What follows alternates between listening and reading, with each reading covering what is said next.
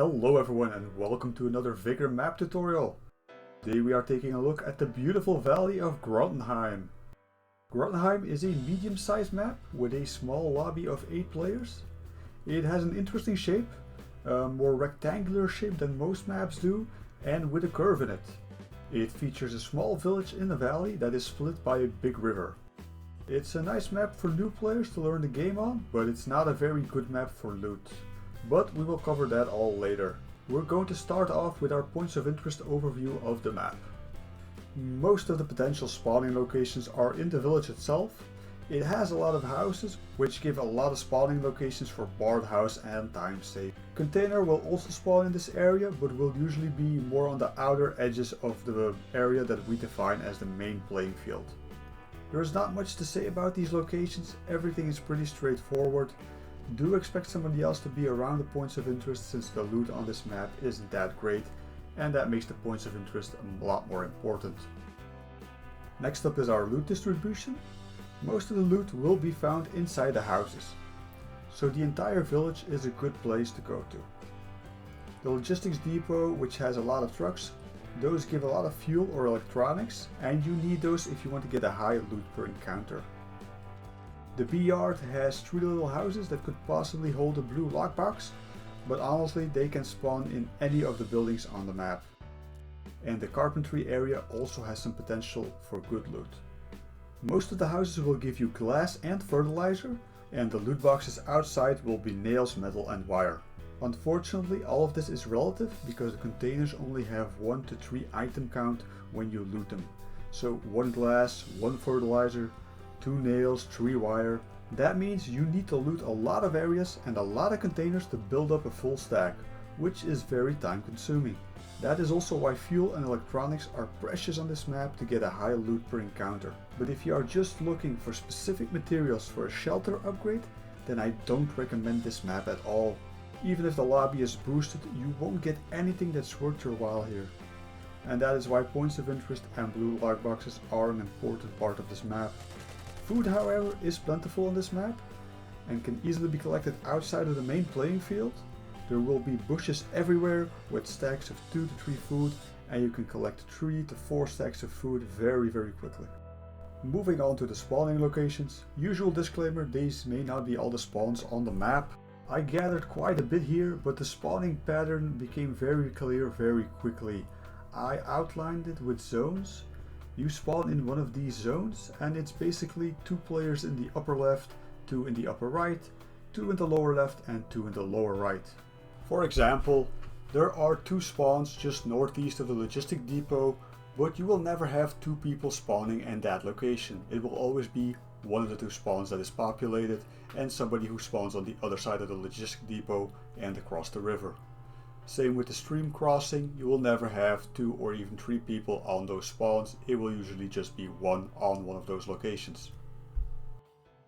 The people spawning closest to the village will usually get into a conflict there with one of the other 4 players, and the people spawning further away will have to hurry if they want to get in on any loot or action. Or if they are too slow to get to the village, the other person will catch up to them and they will get into a conflict before the main playing field. Next up is the signal detector. It has a special thingy on this map. There are only 4 spawning locations for it, but 2 of them are on top of a roof and the other 2 are inside a hunting lookout post.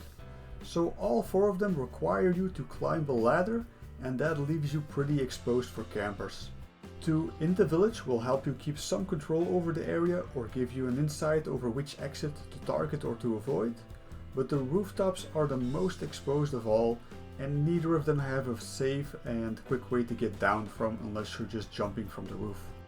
Because the map also has slopes on both sides, people tend to keep a good eye on signals from far away and they will try to snipe you when you use it. Alright, so we covered most of the data points and now it's time to have a quick look at the map dynamics. I'm not 100% sure what the developers have intended for this map.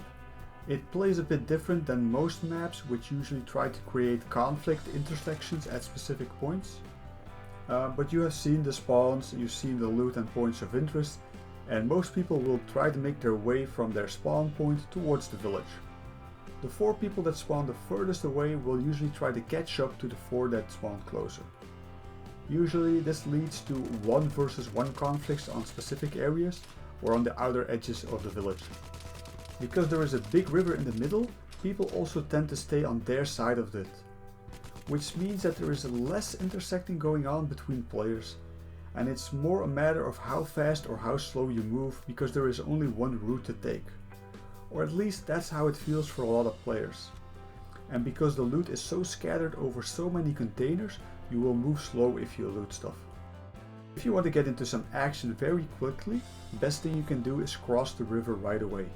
That way you become a third person in an area where there are usually only 2.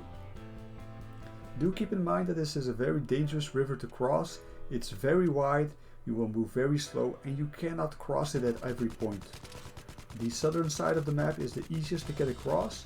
The north side has some higher cliffs.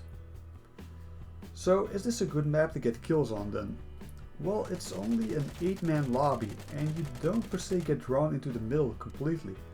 So it's not the best map to get kills on either. But I think this is a good map for newer players to get into conflicts because there is less chance of another person coming into the fight. So you can loot around a bit, maybe get 1 kill and then move to an exit without too much problems.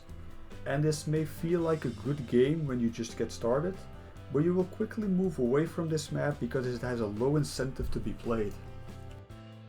Before the radiation increase, I would have argued that this is a good map to get the airdrop on, if you can control the comm stations.